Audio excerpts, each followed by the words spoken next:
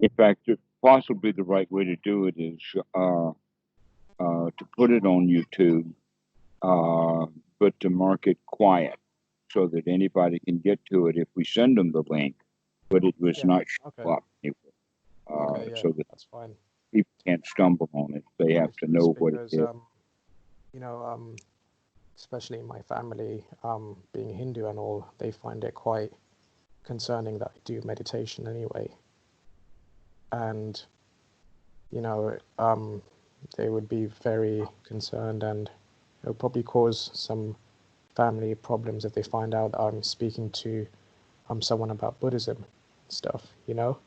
And my family spend Yes, a lot of time online, so on YouTube, you know. I know exactly. That's in fact, you already told me that, but you didn't use those words. You just told me a little about your family, and Yep. I understand that. Another clear example is I've got a student in Tunisia. That's all you need to know. Okay. Yeah. Okay, and so he doesn't want his own, and so I respect that, and there's a lot of good reasons. I really Uh, want to help people. You know, if people can benefit from it. I mean, even yesterday's video, you can do that.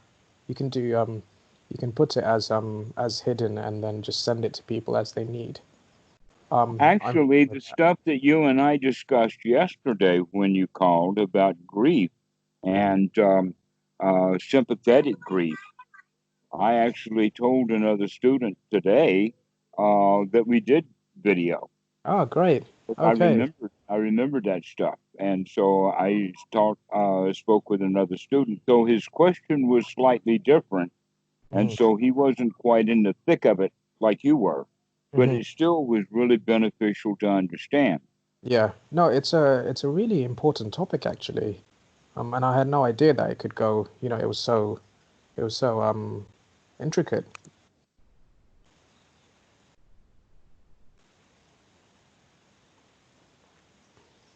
Um, Clockwork is like that, and this is kind of the clockwork of the mind, how the Mm. thing actually works. What's the mechanism?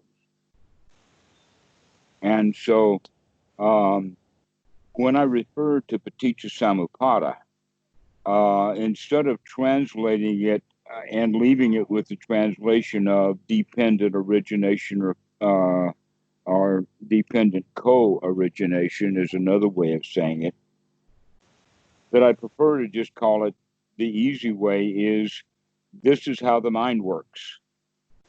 And when I'm talking about that, I'm not talking about necessarily the mind works like this is the work it does, but more like the iron works, like the iron foundry, or this is the basics, or these are the components or the pieces of the mind. This is the mind's working and the works that are working, and so um, all of my talks with students keeps all of this background noise in reference that Hmm. whatever I say fits in with this process laid out by Paticca Samuppada, and that's possibly a good segue into um, the issue of how things are translated into English.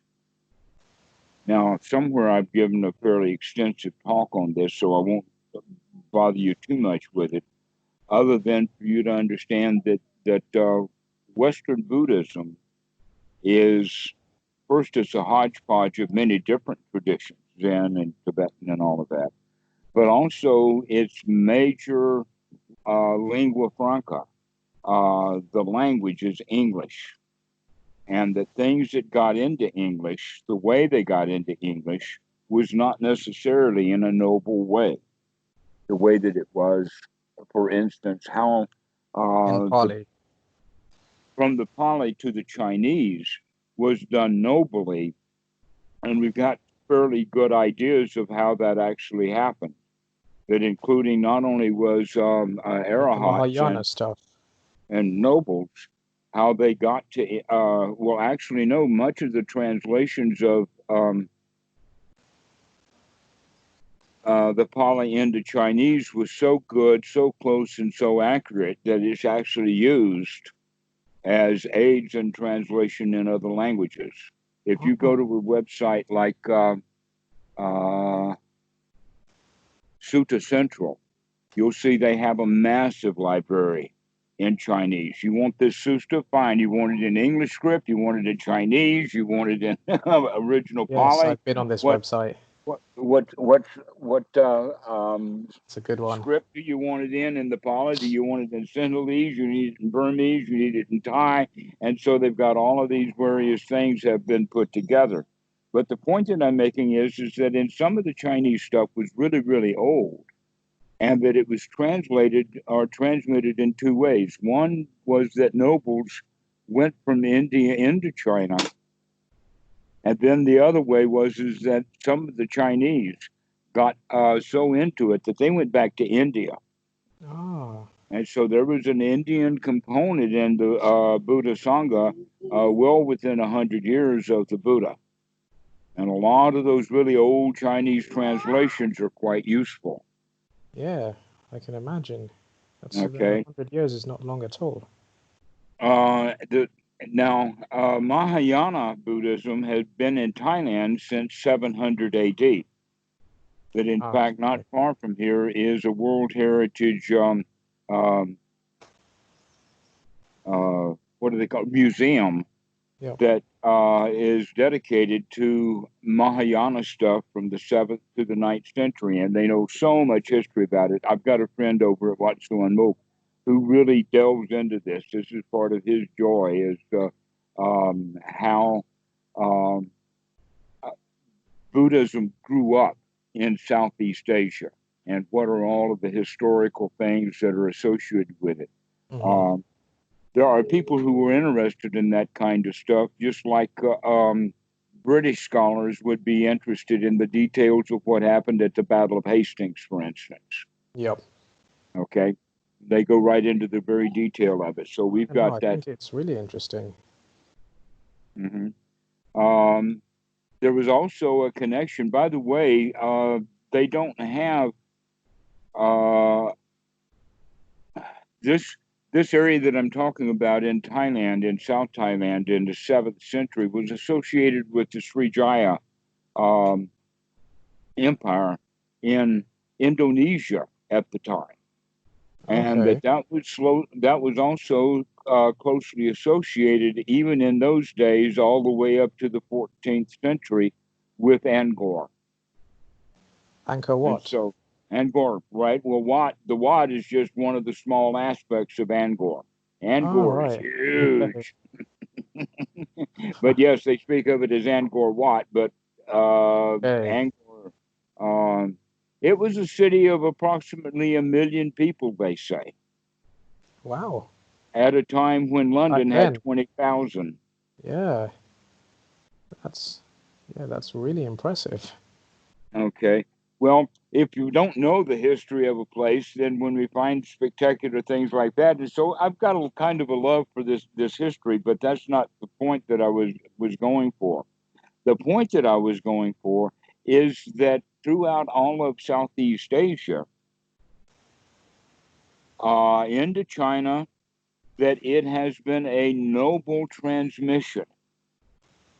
Into English, though, through Riles Davies and all of that, it was not a noble transmission, it was a translation issue. Okay. All right, so imagine this as an example. Can you imagine a very, very highly important, detailed scientific document on nuclear physics written in German?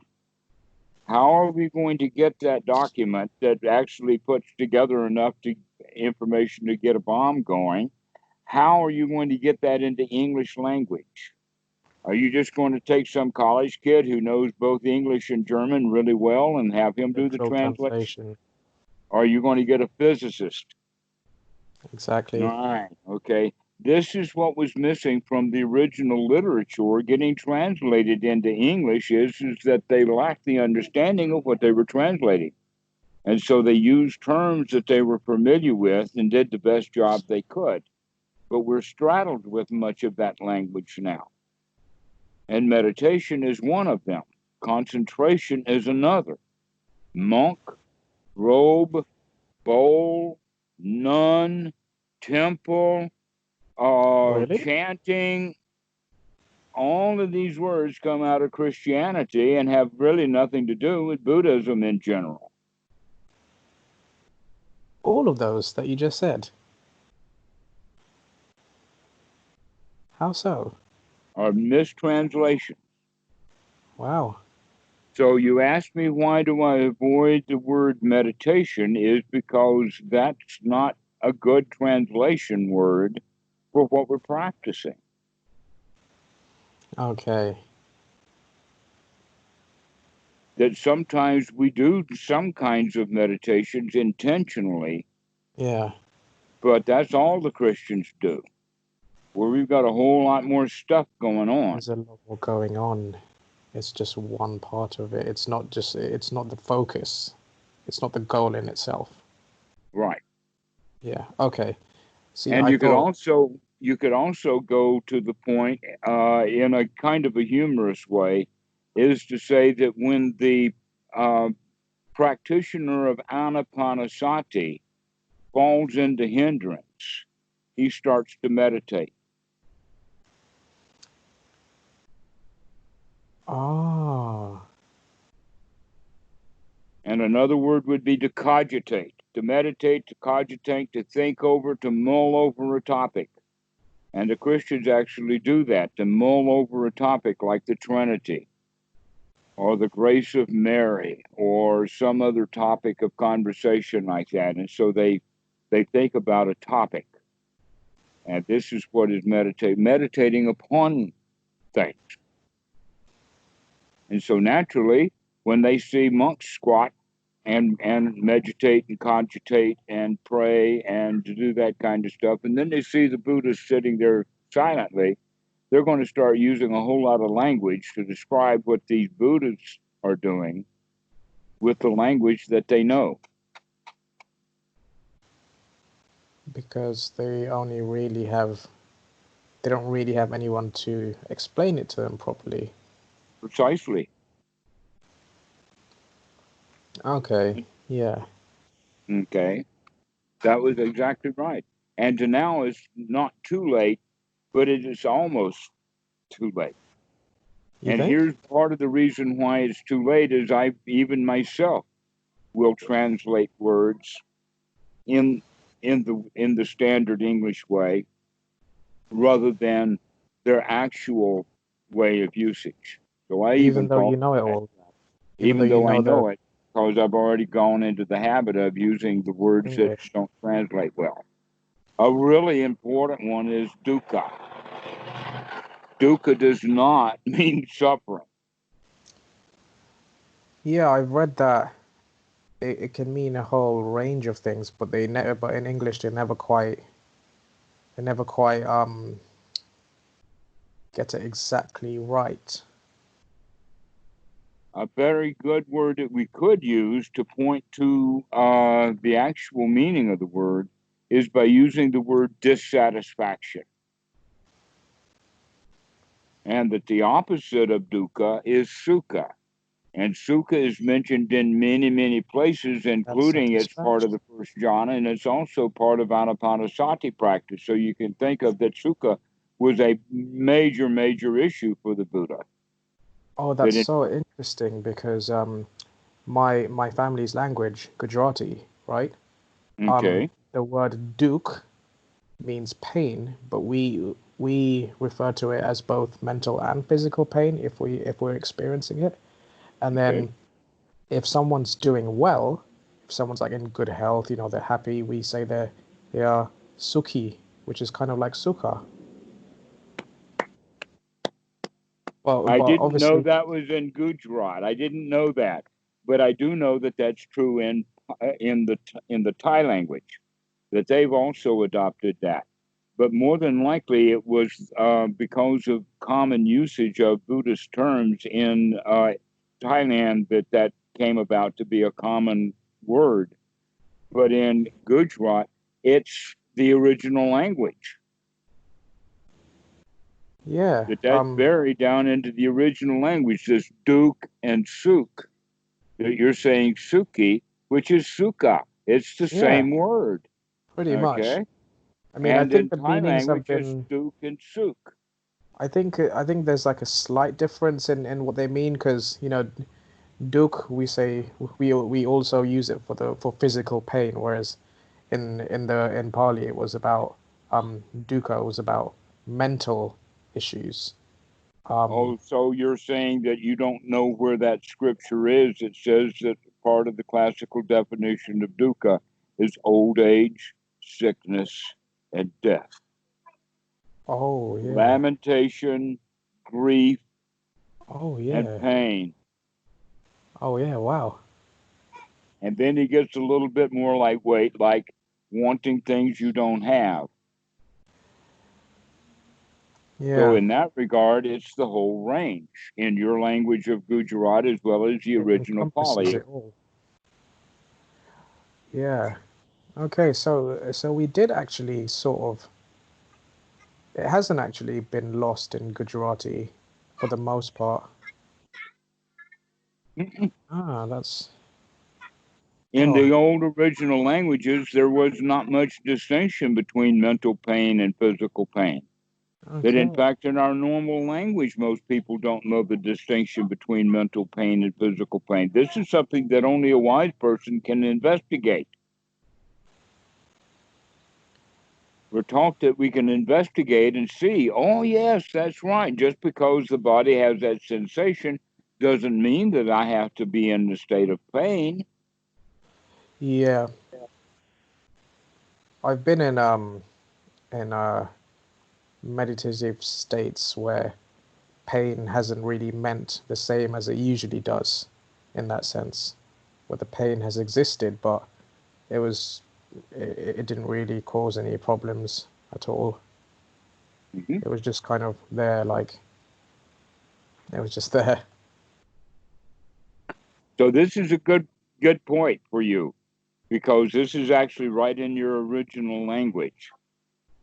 And that it does not, now that you understand what we're talking about, it does not mean the word English language word suffering. Yeah. That that the word suffering has to do with basically what Jesus did while he was nailed to the cross. Mm, And that the whole religion of Catholicism is based around the suffering of Jesus so that you don't have to suffer, except that yes you do, because now you've got all of this guilt. And so they kind of around with it. And one of the jokes is that when the Protestant came along and got the actual Bible for themselves, they said, wait a minute, and they unnailed him and let him float off into the air. But as soon as that happened, the Catholics grabbed him by the foot and drug him back and nailed him back up to the cross. wow. All right, so this quality of translating dukkha into the word suffering is not a useful tool for most people. If you say, "Oh, I've got Buddhism here for sale," minus 25 cents. If I give you a quarter, will you listen to what I have to say? And then he says, "You there is suffering," and the guy says, "No, there's not. I'm not suffering right now." Mhm. But if you ask him the question, "Do you ever get dissatisfied?" and now 100% of the people will say, "Yes." Because that's what this is for the elimination of dissatisfaction and coming into a state of satisfaction. And that can happen as soon as you remember to do it. Mm. That it's not something to be attained after many years or hours of sitting and squatting on the floor in a particular posture that people are calling meditation. That in fact, the people who are sitting and squatting and doing meditation will probably never come out of their suffering. I So mean, then just why look do at all what the they're monks do doing. it? So then why Pardon? why is it done so much in the monasteries? Which monasteries? Like, for example, I only know Pa Auk because I went there back in 2016. You know Pa Auk monastery in Myanmar? No, in Myanmar. In Myanmar, Pa Sorry, Auk Sayadaw. They practice the Visuddhimagga jhanas, and yeah, it's there's a lot of meditation done there. right. I don't know about the others though. Well, we could go off into the left turn of Bhikkhu Buddhaghosa and the Visuddhimagga, and how. I mean, I don't know anything about it myself. Basically, it was king in Southeast Asia, but when Bhikkhu Buddhadasa in the 1930s started finding holes in it and finding issues with it, I think that over a many period of years, he began to throw all of it out until when he was an old man, he was to the point of saying that this is needed on the trash heap. Okay. But that was a process that he went through, Yeah. in the sense that was just ordinary Buddhism. It still is in Burma and Sri Lanka. But he put them back on the path of the suttas. That let's look at what the suttas have to say, and let's not look at what's in the Visuddhimagga. Okay, yeah, that's good.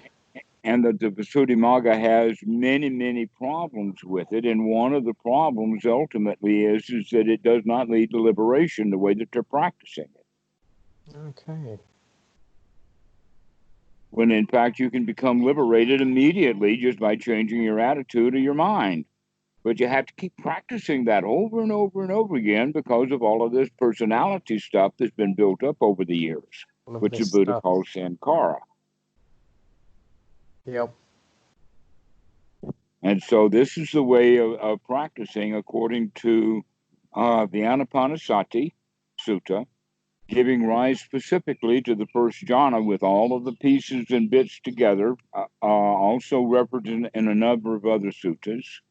It also points how the Eightfold Noble Path is actually practiced to do the Anapanasati, and then Anapanasati itself is for the fulfillment of the four foundations of mindfulness, and that the Anapanasati is built that way: the body, the feelings, the mind's objects. And that we practice Anapanasati for the fulfillment so that we can see these various components within the human without just thinking, oh, this is all me. We start to do an investigation. And then later we do even more of an investigation down to the five aggregates, which would then be defined as personality, to see that there is no anywhere in any of these five aggregates of personality do you actually find a root or a core or a cause or the bottom of who am I. It keeps moving around, but one thing that we know is the body itself is not me. Yep.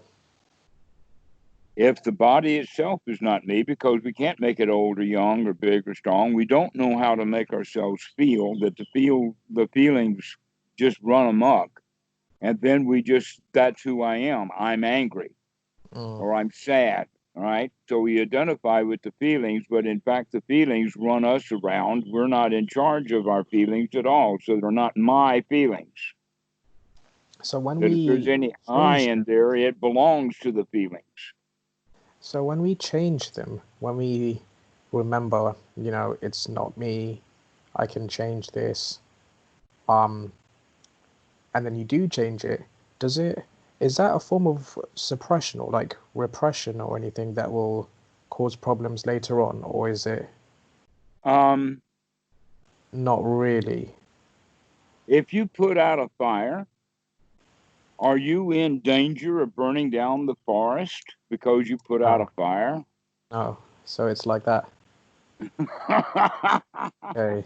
I don't know where this suppression of feeling issue came from.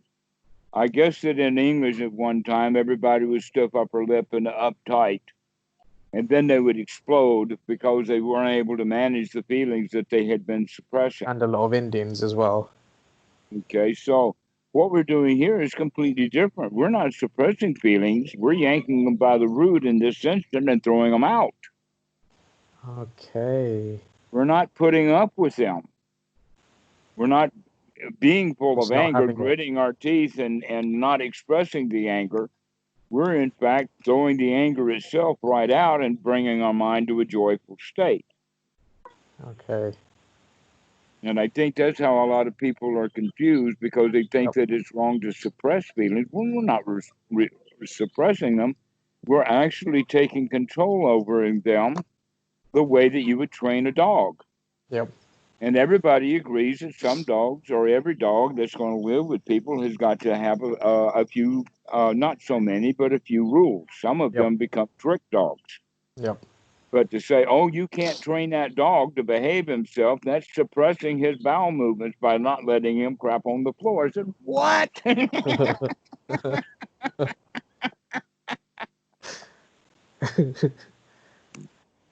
We're not suppressing his bowel movements. We're pointing the direction he should go in. And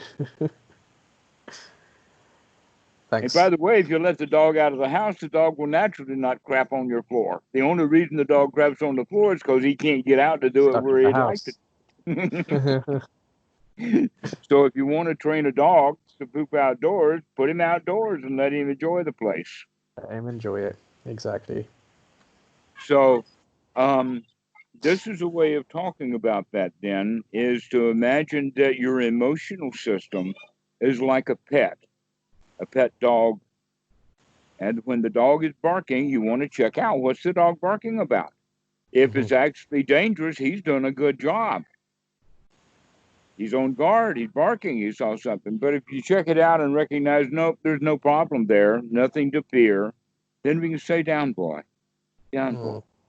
Okay, most people do not know how to do that with their feelings. To Yeah. calm And so back we down. get Who's there in thinking about charge it. here?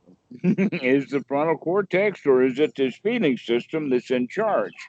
Mm. And most people learn how to train a dog correctly, but they don't learn how to train their own mind using basically the same techniques. Dogs are actually a whole lot easier to train. I bet.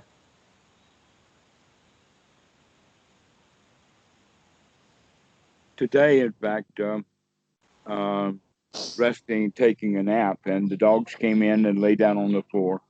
Then they laid down next to my bed, and then one climbed up to lick my face, and then another one, and so now both dogs are absolutely flat on the bed. And so I called Tam, and when Tam? Tam is my partner, my wife, and Okay. she came in, and all she did was point her finger, Right. and we just thought it was so hilarious. Both dogs get off the bed. Well That trained. well trained, right? That I don't get them off the bed, but I'll call Tam if she's here, and she'll get them off the bed every time. So she doesn't want them on the bed. She's trained him well. So this is an example that yes, dogs can be trained that easy. They were actually quite gentle about even getting on the bed, knowing that Tam was home. But as soon as she came in the room, they're getting up off the bed. She heard what I just said and is looking and smiling at me. So if we can train the dogs like that, and we never hit them, we Yeah. never Yeah. scold them. Yeah. And so we can train our own minds that way. Same Here's, thing by with the mine. way, something that might be useful as an example. There are two ways of training a horse. There is the cowboy way of training the horse, and then there's the Eastern European way of training the horse. Now, I don't know worldwide how it's done, but mostly it's the cowboy way. And what they do is they put the horse in a corral, then they put a saddle on it, they put a bridle on it, and the guy jumps on him, and then they wait until the horse settles down and he bonk, bonk and try to get the guy off. And Yeah. they work for 6 or 7 days like that until they get the horse The to settle horses. down. Yeah. There's another way, and that is that I've seen a movie about it long time ago. It may have even been a Disney movie, but this is the very high-stepping, prancing white horses and the way that they're trained. I think this has something to do with Liechtenstein. Not sure. But instead of a corral, it's a huge, massive barn that they lead the young horse into. And the first thing that they do is they put a very, very lightweight training bridle on him just to lead him in there. But that's all that they've done. Now the trainer comes in, and the first thing he does is he offers the young horse an apple. And then he touches him and gets familiar with him, and he spends some time with him. And then eventually he picks up the bridle and starts to walk the horse around, which the horse is okay to go with him. Mm. The next day, or a little later, after the trainer and the horse have spent lots and lots of time together, the trainer will wear a saddle on his shoulder. Little Ah. tiny saddle, but he'll wear a saddle on his shoulder. And he'll look at the horse and says, "Look, I've got a saddle, and you want it?" And the horse looks at it and he smells it and he checks it out, and the little saddle is lifted and the horse can see it. And after that, then the horse is standing there. The trainer will put this little saddle on the horse. No muss, no fuss. Doesn't bridle it, or it doesn't put the cinch on yet.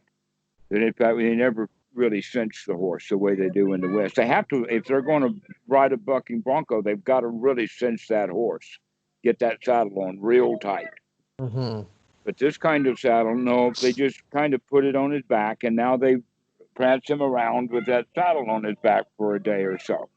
And then they put the next day a light cinch on it, and now they bring a young child who has already been trained, who's part of the program.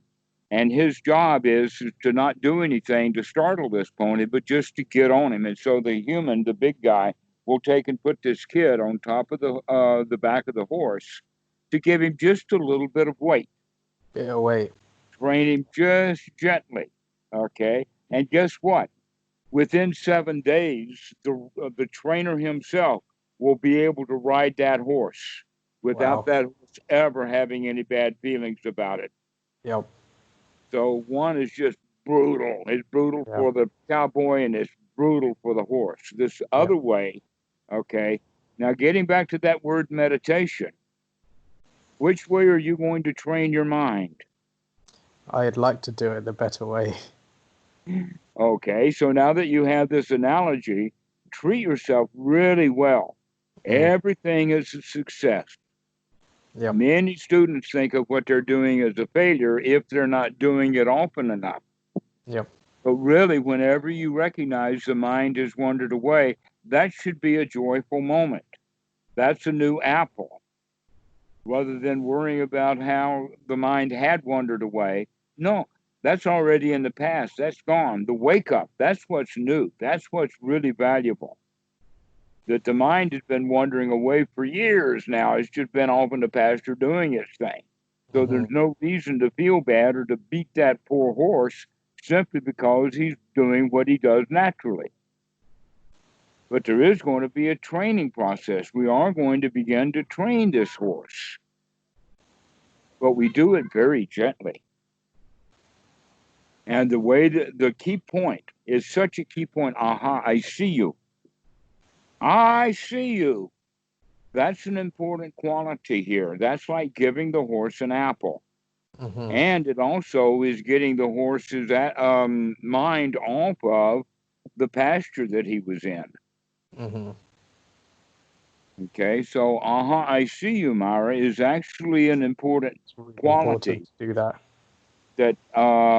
that we recognize. That's actually doing two things. One, sati, and two is investigation. I just saw it. Now I'm looking at the mind. I can investigate. I can see what's happening. And the outcome of that is, aha, I see you, Myra. I know you. There you are. You're just the wandering mind off making me unhappy or whatever, or just giving me work to do that I don't need to do. And so we come back into a state of homeostasis, into a state of joy. Mm-hmm. And we do this over and over and over again. And as we do, we develop the attitude that I can do this. Yep. That's the right attitude. I can do this over and over and over again, to the point it doesn't matter how much the mind gets obstructed, crowded. I can still, at least one time now, bring it back. And if the hindrances come right back again, I can catch it again. Bring it And if back the again. hindrances come back again, I can catch it again. And now we're beginning to get confidence, so that no matter how often that hindrance comes back, or how big a deal that it feels like, that we can get by this.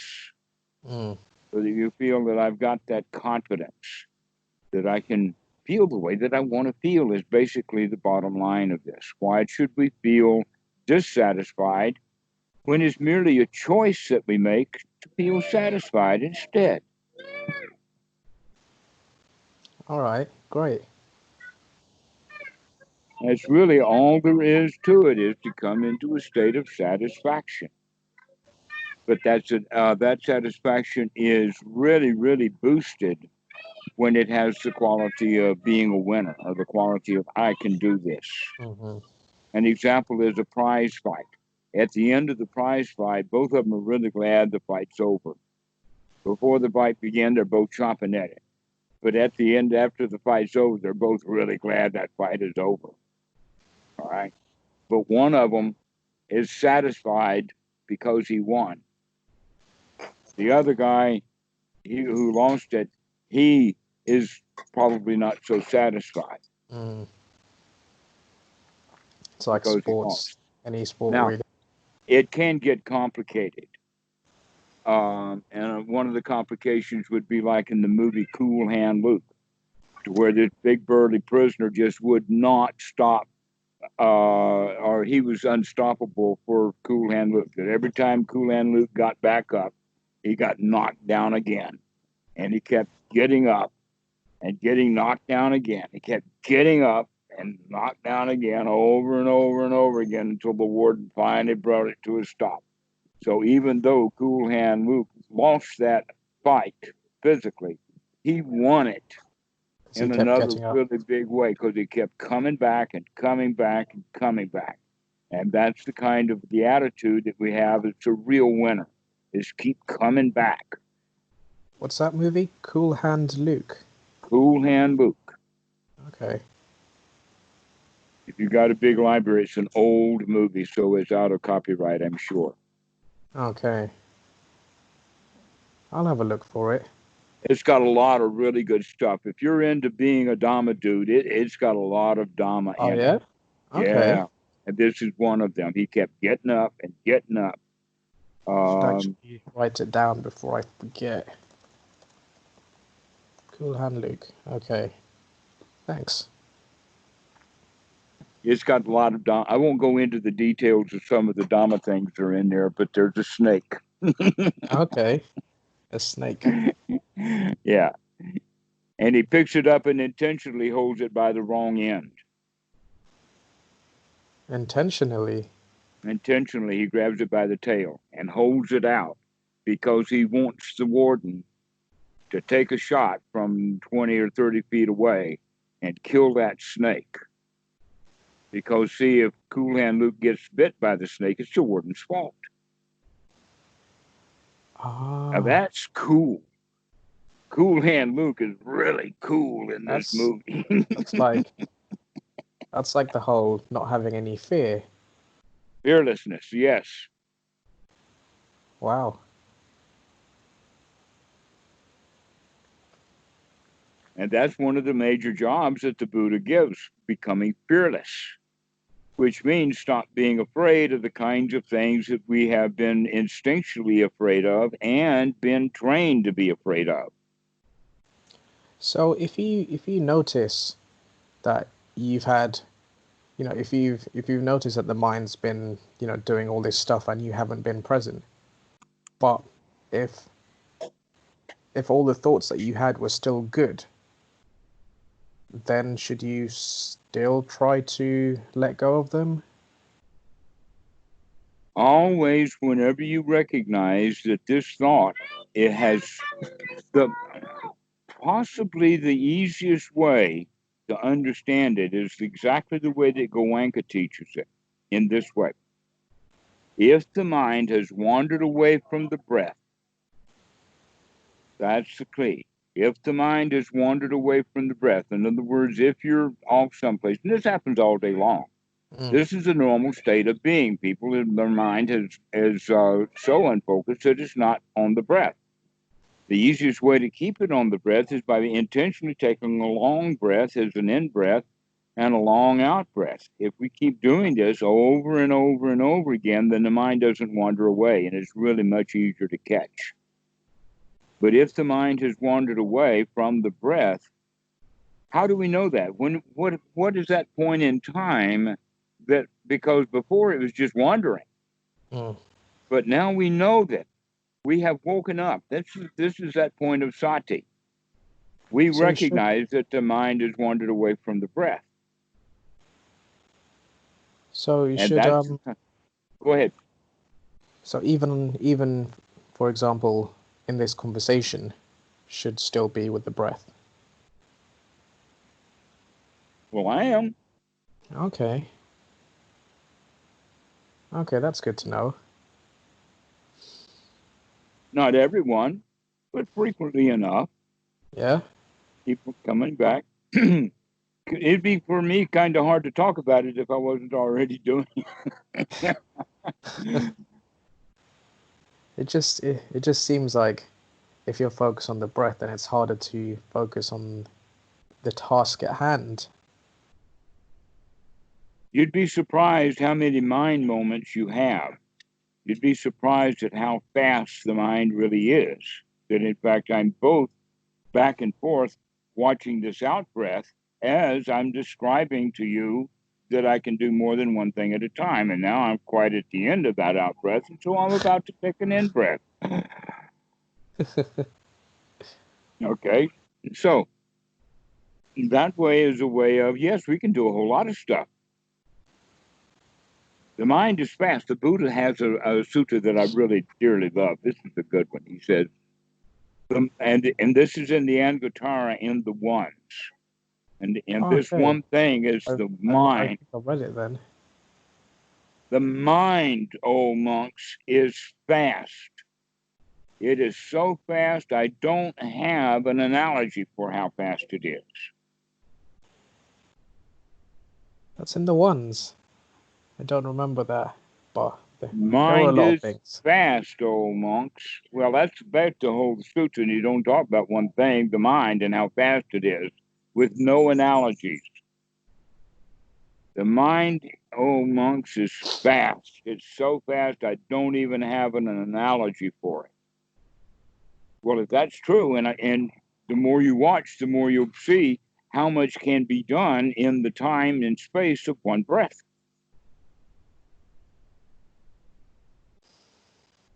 You can watch your thumbs twiddle. You can watch the itch on your foot. You can watch the feet on being flat on the floor. You can still have a conversation and describe all of this stuff while I'm having this out breath. I mean, I can do a whole lot of stuff in an out breath. Okay, yeah. And this is what we do with Anapanasati, is we use the breath as an anchor so that it's always there. And in fact, there's 2 points with every breath that's the point of sati. That is to know that this is an in-breath. That's sati, to know that this is a long, deep in-breath. And then the next point of sati is to know that this is a long, deep out-breath. And between that time, there's tons of time for a fast mind to do all kinds of stuff, including wander away. Yep. Okay, great. Thanks. And so the mind wanders away, never mind, brings sati back, joyfully, aha, here's another apple for this pony who's just been off someplace, but he came back and he got an apple. So feed your pony. Aha, I see you, and we take a bit of joy. We keep practicing that joy over and over and over again, and it leads to deep satisfaction and deep feelings of success. And with that success comes a feeling of gratitude as well as a feeling of security. And perhaps we can even add the word wealth. We feel really wealthy. Now, I'm not talking about having a lot of money. Yeah. But in fact, people who have a lot of money don't feel wealthy. They may feel rich and they have a lot of money, but they're not really that kind of secure. Mm-hmm. But this is a deep level of satisfaction and security that comes from being able to manage our own mind. Not forever, but right now I can. And next time I can do it. And time after time, I keep practicing over and over again. Whenever I catch the mind wandering away, I come back, start again. Gladdening the mind, taking a deep breath, getting the mind fit for work.